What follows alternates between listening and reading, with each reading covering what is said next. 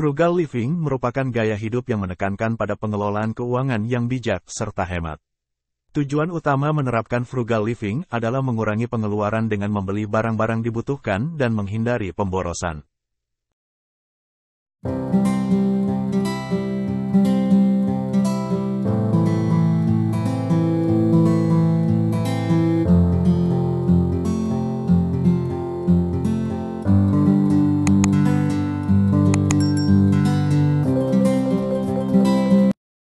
Frugal living mengembangkan kebiasaan mengatur keuangan yang sehat untuk mencapai kondisi finansial lebih baik. Dengan lebih berhati-hati secara finansial, kamu memperoleh manfaat luar biasa di kemudian hari. Selain itu, gaya hidup hemat ini cukup banyak diminati. Gaya hidup ini dilakukan bukan berarti pelit, melainkan harus berhati-hati membuat keputusan. Tidak sulit, berikut tips memulai gaya hidup frugal living yang tak menyiksa diri, seperti dilansir dari laman Check City. 1. Bedakan kebutuhan dan keinginan. Tip pertama adalah mempelajari cara membedakan antara kebutuhan dan keinginan. Mampu membuat perbedaan dalam pengeluaran uang adalah kunci untuk berhenti membelanjakan uang secara berlebihan. Kamu harus membedakan hal-hal yang sebenarnya tidak diperlukan. Pengeluaran yang diperlukan adalah kategori pengeluaran yang mencakup pengeluaran yang penting untuk memenuhi kebutuhan pokok. Pengeluaran yang diperlukan dapat mencakup biaya seperti sewa, pembayaran hipotek, pembayaran mobil, makanan, bahan bakar, utilitas, obat-obatan, dan segala biaya yang terkait dengan pengasuhan anak. Evaluasi semua pengeluaran rutin dan kategorikan ke dalam kebutuhan dan keinginan. Kemudian, prioritaskan pengeluaran yang diperlukan dan berusahalah untuk meminimalkan pengeluaran barang mewah. Tip hemat ini tidak berarti tidak boleh mengeluarkan uang untuk barang-barang mewah. Pastikan saja memprioritaskan cara kamu membelanjakan uang dengan benar untuk menabung lebih banyak daripada membelanjakannya. 2. Kurangi pengeluaran. Buatlah daftar hal-hal yang dapat dikurangi atau digantikan.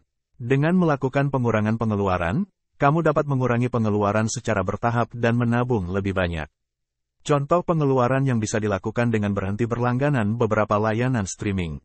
Selain itu, kamu bisa berhenti dari member gym dan memilih berlari di luar.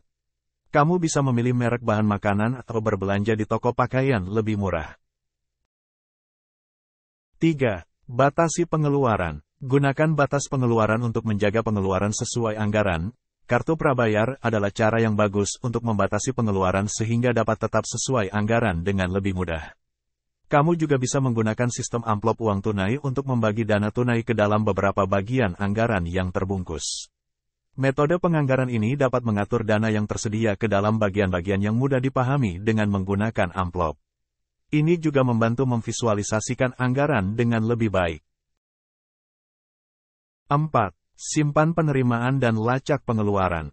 Simpan kwitansi agar lebih mudah melacak pengeluaran yang sebenarnya.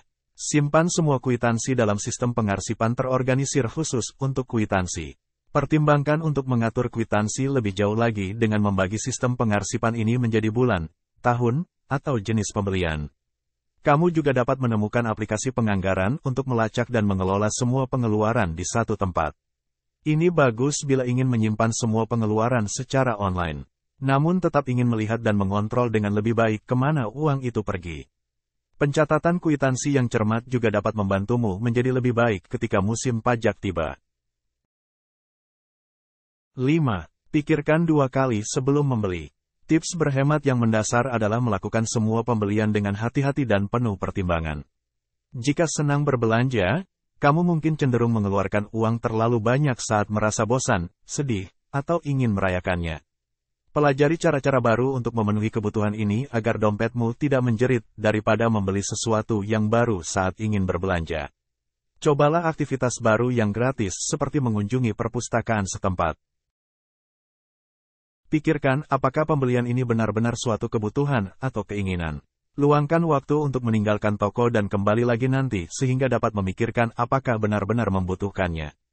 Hanya bekali diri dengan dana yang cukup yang benar-benar ingin dihabiskan hari itu untuk pengeluaran yang tidak perlu sebelum pergi berbelanja. 6. Pelajari cara tawar-menawar. Tawar-menawar atau tawar-menawar adalah saat kamu menegosiasikan harga suatu barang atau jasa dengan penyedia barang atau jasa tersebut. Ada saat yang tepat untuk menawar harga.